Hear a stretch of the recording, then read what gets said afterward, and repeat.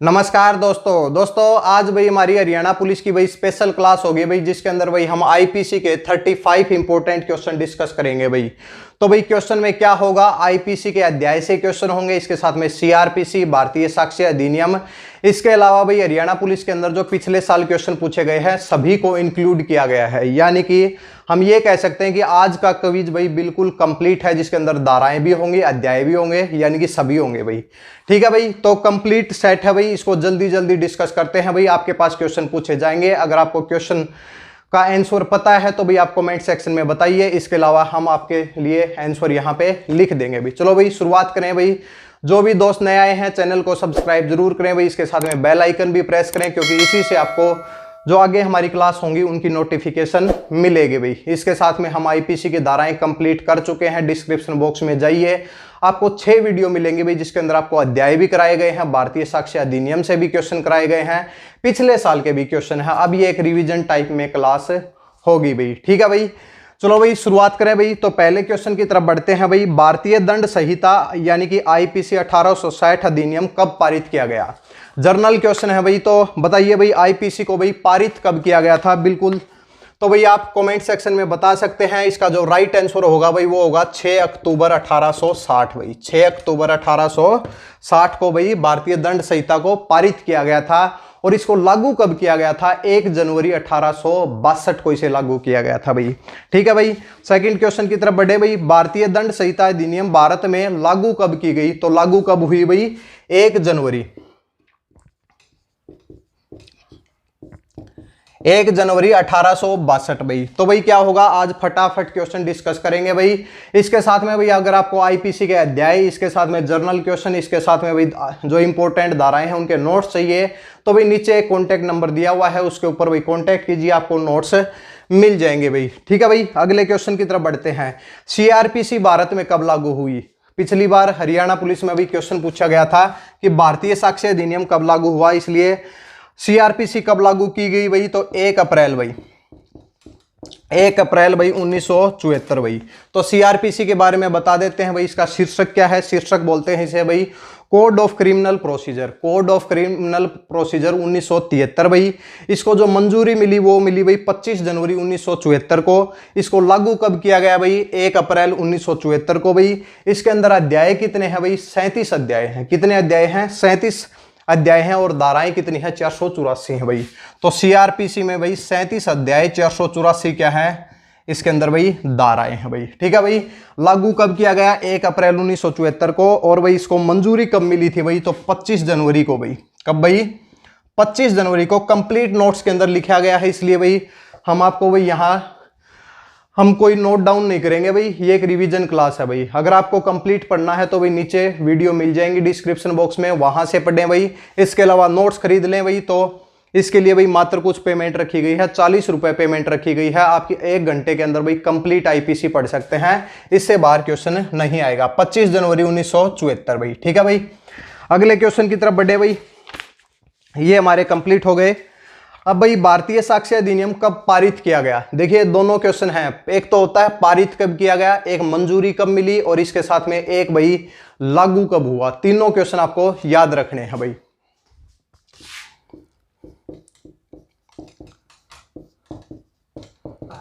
पंद्रह मार्च 1872 भाई। 15 मार्च 1872 को भाई भारतीय साक्ष्य अधिनियम क्या हुआ था भाई? पारित किया गया था। और पेपर में पूछा गया था हरियाणा पुलिस में कि भाई इसे लागू कब किया गया? तो भाई सीधा सीधा आपका आंसर था भाई 1 सितंबर भाई। 1 सितंबर भाई 1872। अब भाई ये बताइए भाई, केवल धारा से क्वेश्चन आते हैं? केवल धारा से क्वेश्चन नहीं आते, जर्नल क्वेश्चन भी आते हैं, धारा से भी क्वेश्चन आते हैं। और अभी ग्राम शिव का पेपर हुआ था, वहां तो अध्याय पूछ लिए गए भाई, तो अध्याय भी बिल्कुल पढ़ के जाएं। इसलिए भाई अध्याय पहली बार हमने ही पढ़ाए हैं भाई हरियाणा पुलिस के लिए। कोई आपको अध्याय नहीं पढ़ाता, डायरेक्ट आप धारा 64 धारा 63 की बात करते हैं भाई। ठीक है भाई, तो 15 मार्च 1872 को भाई इसे मंजूरी मिली। 1 सितंबर 1872 को क्या हुआ भाई? ये लागू हो गया भाई। ठीक है भाई, भारतीय साक्ष्य अधिनियम का शीर्षक क्या है भाई? तो एक्ट नंबर 1 है भाई, एक्ट नंबर 1 ऑफ द 1872। याद रखें भाई, शीर्षक क्या है? एक्ट नंबर 1 ऑफ द 1872 भाई। पारित कब किया गया? 15 मार्च 1872 को। लागू कब हुआ? 1 सितंबर 1872 को।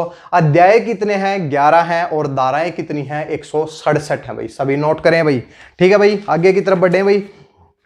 आईपीसी का अध्याय 16 किससे संबंधित है? ऐसे क्वेश्चन भी पूछे जाते हैं कि अध्याय 16 किससे संबंधित है, या फिर आपको भाई जो भी आपका जर्नल क्वेश्चन है वो दे देगा और पूछेगा कि ये कौन सा अध्याय है। किसी भी तरीके से क्वेश्चन पूछा जा सकता है, इसलिए तैयार रहें भाई, ठीक है भाई।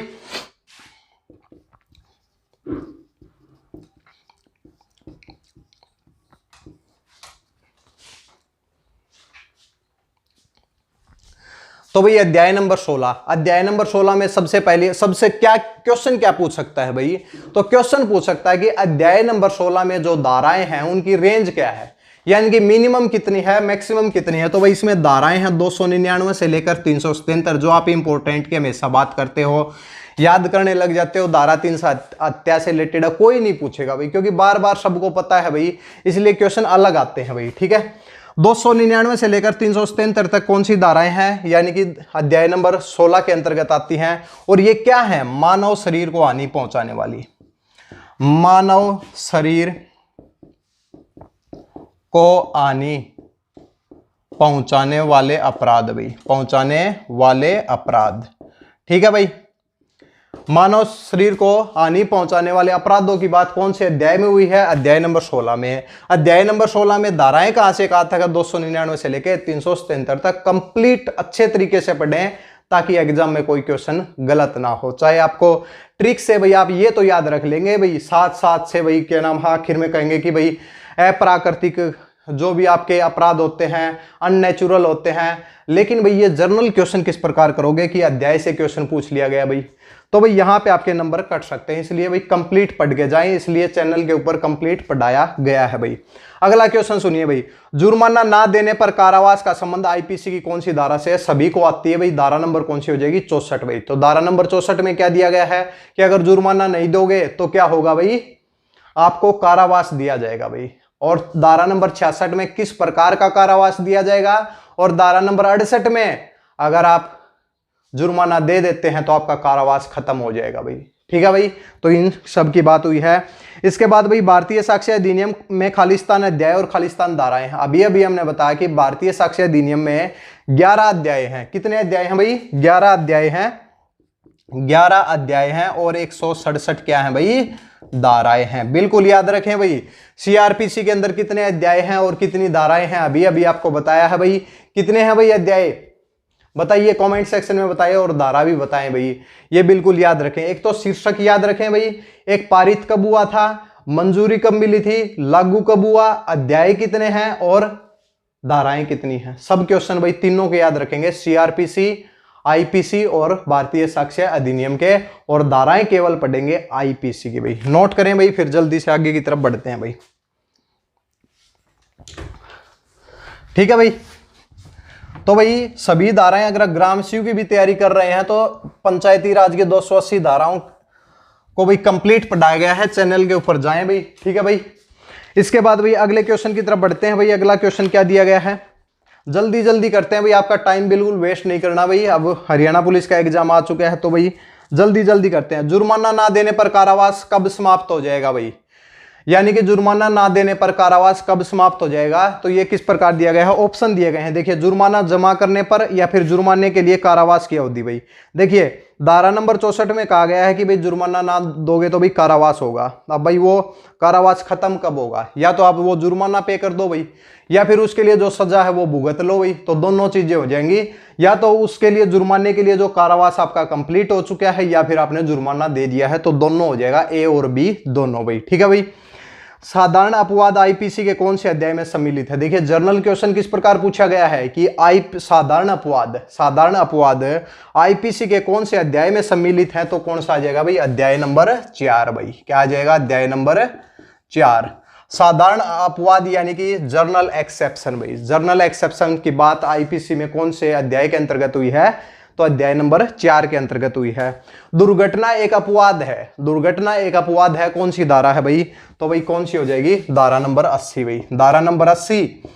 धारा नंबर 80 में क्या कहा गया है कि अगर विधि पूर्वक आपके पास अगर कोई दुर्घटना हो जाती है तो वो एक अपराध नहीं है। तो दुर्घटना भी क्या है? एक एक्सेप्शन है, एक अपवाद है। इसकी बात कौन सी धारा में हुई है? तो धारा नंबर 80 में हुई है भाई। ठीक है भाई, इस प्रकार भी आपको कहीं पे नहीं पढ़ाए जाएंगे, ये हम गारंटी भी देते हैं आईपीसी के भाई।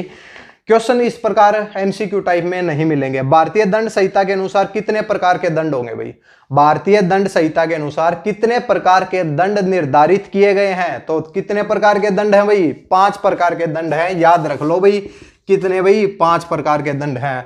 कई स्टेट के एग्जाम होते हैं, वहां पे ये क्वेश्चन पूछा गया है कि दंड कितने प्रकार के होते हैं, तो कितने हो जाएंगे? 5 प्रकार के हो जाएंगे भाई। आईपीसी की धारा 498 के अनुसार क्रूरता में शामिल है। क्रूरता में, क्रूरता मतलब निर्दयता, निर्दयता में क्या शामिल है? तो महिला का उत्पीड़न भाई, महिला का उत्पीड़न शामिल है भाई। ठीक है भाई। इसके बाद में आईपीसी की धारा 64 किससे संबंधित है? अभी बताया कि जुर्माना ना देने पर कारावास धारा नंबर 64 के अंदर दिया गया है भाई। ठीक है भाई, ये नोट करें भाई। अभी तो 3 ही क्वेश्चन हुए हैं, वैसे जर्नल वे में हम बता देते हैं भाई। ठीक है, इसके बाद देखते हैं भाई।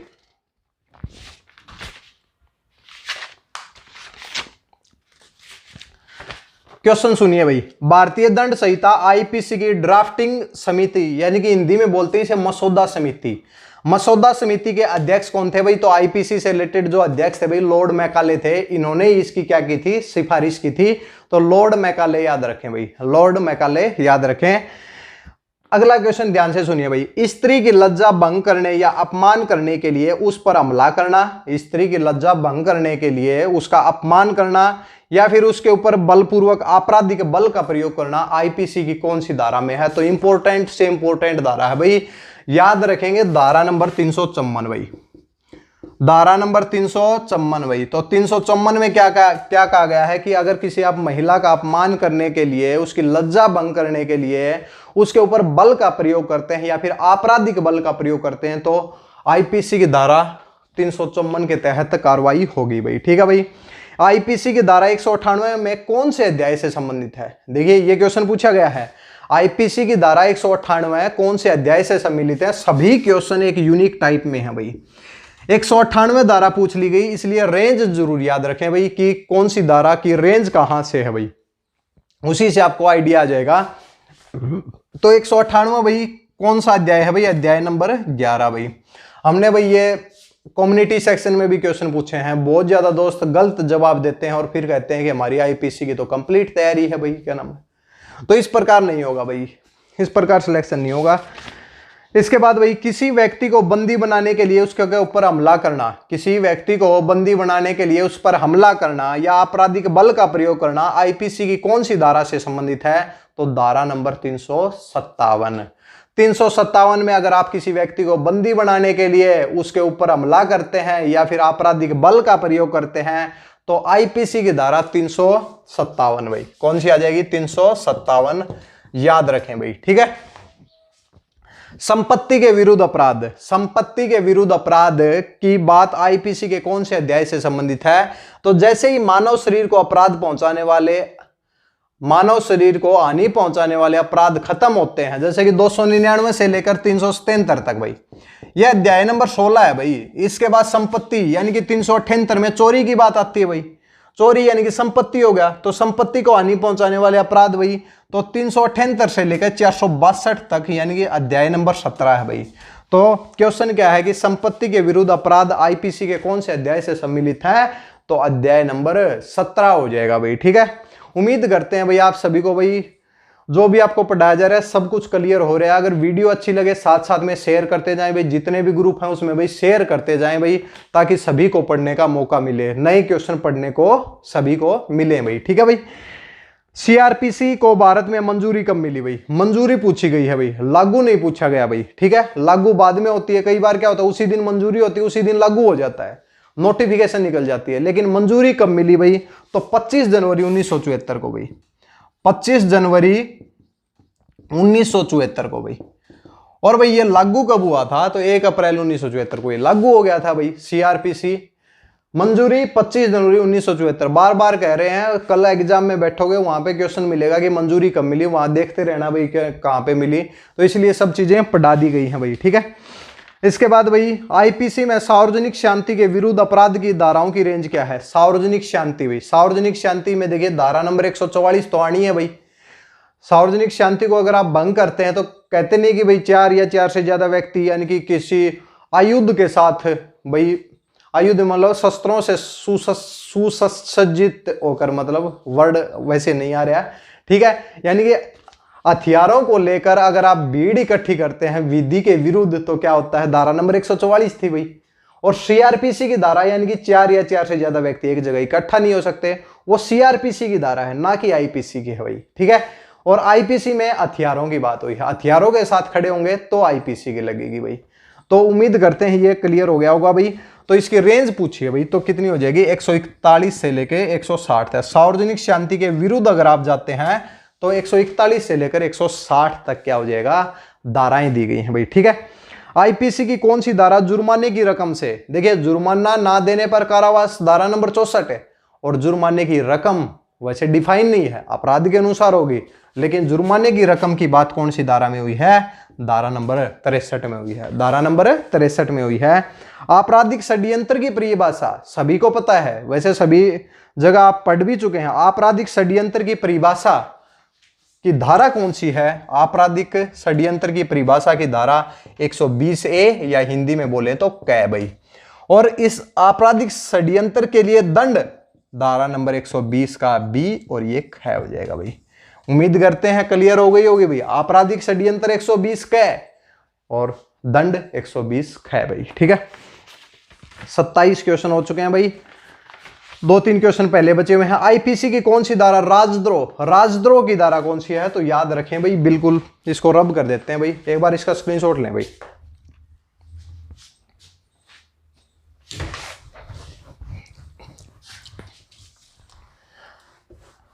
भाई वीडियो अच्छी लगे तो भाई साथ साथ में शेयर जरूर करते रहे भाई, ठीक है भाई। इससे भी आपको भी मोटिवेशन मिलेगा, आपको भी पढ़ने को मिलेंगी भी, आगे बेस्ट से बेस्ट कंटेंट हम बनाएंगे और हमें भी मोटिवेशन मिलेगा, ताकि भाई बहुत ज़्यादा बच्चे इंटरेस्ट ले रहे हैं भाई हमारी वीडियो में, क्योंकि जो बेस्ट कंटेंट होता है उसमें बहुत कम लोग इंटरेस्ट लेते हैं, ठीक है। देखिए आईपीसी की कौन सी धारा राजद्रोह से संबंधित है, तो राजद्रोह से संबंधित धारा लिख लीजिए भाई 120 का है भाई, 120 का है, या फिर इंग्लिश में लिखा मिलेगा ए भाई। तो 120A में क्या, 120 नहीं भाई 124 सही है भाई, 124 का में भाई, ठीक है। अपराधी को श्रेय देना आईपीसी की कौन सी धारा से संबंधित है, याद रखें भाई धारा नंबर 212 याद रखें भाई। अपराधी को अगर आप श्रेय देते हैं, अपराधी को अगर आप श्रेय देते हैं यानी कि भाई उसको अपने घर पे रखते हैं मित्र मान के, तो भाई आपके ऊपर धारा नंबर 212 लगाई जाएगी भाई, ठीक है भाई। और विवाह से संबंधित धाराओं की रेंज क्या है भाई, यानी कि विवाह से संबंधित भाई पुनः विवाह, यानी कि एक व्यक्ति की शादी होते हुए दूसरी शादी करना, इससे रिलेटेड आपके ऊपर धारा कौन सी लगेगी भाई, तो 493 से लेकर 498 तक भाई। अगर शादी होते हुए भी अगर पुनः विवाह रचाया जाता है तो धारा नंबर 494 होती है। और वैसे और भी हैं जो शादी से रिलेटेड धाराएं हैं, तो इसके ऊपर अपराधों से रिलेटेड 493 से लेकर 498 तक किसके लिए बात हुई है, शादी से यानी कि मैरिज से रिलेटेड बात हुई है, ठीक है भाई। 31 का क्वेश्चन पढ़ते हैं भाई। मानहानि के लिए दंड, मानहानि के लिए दंड की बात कौन सी धारा में हुई है, तो भाई लिख लो भाई, मानहानि के लिए दंड है धारा नंबर 500 भाई। तो मानहानि के लिए दंड है 500, और मानहानि की जो परिभाषा, मान अकेला मानहानि है 499 भाई, मानहानि क्या है 499 भाई। हत्या सहित डकैती, डकैती तो करते हैं लेकिन हत्या भी कर देते हैं साथ में, कौन सी धारा है भाई, तो धारा नंबर 396 भाई। कौन सी आ जाएगी, 396 भाई। व्यपहरण के लिए दंड, दो चीजें याद रखें भाई, एक होता है एब्डक्शन यानी कि क्या होता है अपहरण, और एक होता है व्यपहरण। एक होता है किडनैपिंग और एक क्या होता है अपहरण। नहीं, किडनैपिंग और एब्डक्शन अलग अलग हैं। किडनैपिंग का मतलब हिंदी में होता है व्यपहरण और एब्डक्शन का मतलब होता है अपहरण, तो दोनों के लिए अलग वो करें भाई। वैसे किडनैपिंग और अपहरण व्यपहरण बात एक ही है, लेकिन थोड़ा थोड़ा डेफिनेशन के अंदर अंतर है भाई। तो कौन सी धारा है भाई इसमें, व्यपहरण के लिए दंड की बात धारा नंबर 363 में भाई, धारा नंबर 363 में। याद रखें 362 में अपहरण की बात हुई है। अपहरण यानी कि एब्डक्शन की बात हुई है। 363 में व्यपहरण के लिए दंड भाई, व्यपहरण के लिए दंड भाई, ठीक है। और 359 में किसकी बात हुई है? व्यपहरण, व्यपहरण की बात हुई है। 360 में भारत में व्यपहरण, 361 में संरक्षण के साथ है व्यपहरण। तीनों चीजें याद रखें, सब चीजें पढ़ाई गई हैं, डिस्क्रिप्शन बॉक्स में भी मिलेंगी, नोट्स में भी मिलेंगी, पढ़ना आपका काम है भाई, ठीक है भाई। इसके बाद भाई 64 लूट करने का प्रयत्न करना। लूट आपने की नहीं है, केवल प्रयत्न किया है, तो कौन सी धारा लगेगी भाई? धारा नंबर 393 लगेगी भाई। और देख लेते हैं भाई कौन सा क्वेश्चन है।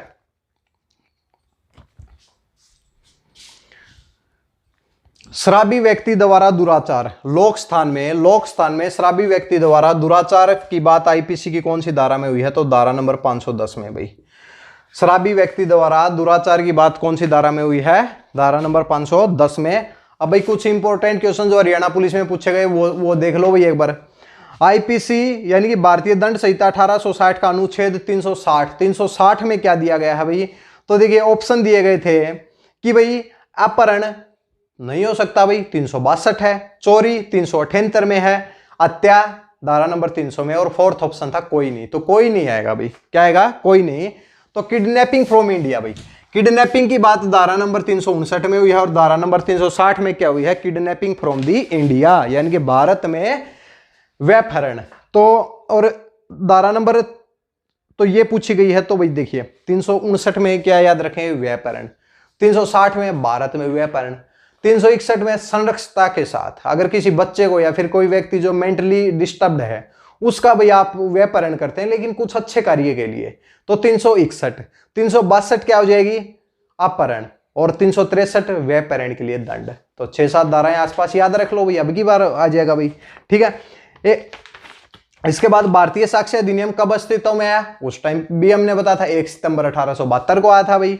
दहेज हत्या, दहेज हत्या से रिलेटेड यानी कि भाई डोवरी डेथ है, तो 304 ख लिख लो भाई, बिल्कुल ख मतलब बी, ये लिख लो भाई, दहेज हत्या हो जाएगी।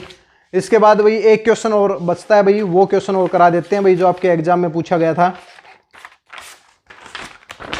आईपीसी में खालिस्तान के तहत जालसाजी की परिभाषा, यानी कि जालसाजी और कूटकर्ण एक ही बात होती है, तो जालसाजी की परिभाषा की बात कौन सी धारा है? धारा नंबर 463 भाई। तो धारा नंबर 463 में जालसाजी की बात हुई है भाई, जालसाजी, जालसाजी भाई, ठीक है। यानी कि छल भी कह सकते हैं, और जालसाजी मतलब कूटकर्ण यानी कि किसी को धोखा देना टाइप में होता है, ठीक है, किसी को फंसाना। इसके साथ देखिए 63 में तो जालसाजी की परिभाषा है, 63 में जालसाजी की परिभाषा। 465 लिख लो भाई, जालसाजी के लिए दंड की बात हुई है, जालसाजी के लिए दंड की बात हुई है। और 467 में वसीयत, अगर आप वसीयत आदि के लिए यानी कि भूमि भामी से रिलेटेड वसीयत करवाते हैं किसी की, तो उससे रिलेटेड अगर जालसाजी की है तो धारा नंबर 467 है। जालसाजी 463, 304 में दहेज मृत्यु, और 465 में जालसाजी के लिए दंड, और वसीयत इत्यादि के लिए जालसाजी की बात 467 में हुई है। तो ये थे भाई 35 इंपॉर्टेंट क्वेश्चन जो हमने बहुत जल्दी डिस्कस किए हैं भाई। अगर वीडियो अच्छी लगे तो भाई ज्यादा से ज्यादा शेयर करें भाई, और चैनल को सब्सक्राइब जरूर करें, बेल आइकन भी प्रेस करें भाई, ठीक है। और नेक्स्ट वीडियो लेके आएंगे भाई, जिसके अंदर भाई आपको कंप्लीट अध्याय से रिलेटेड रिवीजन कराया जाएगा भाई, और उसके बाद धाराओं से रिलेटेड रिवीजन कराया जाएगा। आज एक जर्नल वे में हमने आपको पढ़ाया है, और पहली क्लास भी जर्नल वे में है भाई, ठीक है भाई। तो भाई डिस्क्रिप्शन बॉक्स में जाइए भाई, 6 वीडियो अवेलेबल है, अगर शांति से पढ़ना चाहते हैं बैठ के तो भाई उन वीडियो को देखें, बहुत अच्छी वीडियो है भाई, ठीक है भाई। चलो भाई नेक्स्ट क्लास में मिलते हैं भाई, कुछ फिजिक्स की क्लास भी होंगी भाई हरियाणा पुलिस के लिए, न्यूमेरिकल टाइप में भाई, ठीक है, और पूरा बैच भी कंप्लीट कराएंगे, ठीक है। अगली क्लास में मिलते हैं, तब तक के लिए धन्यवाद।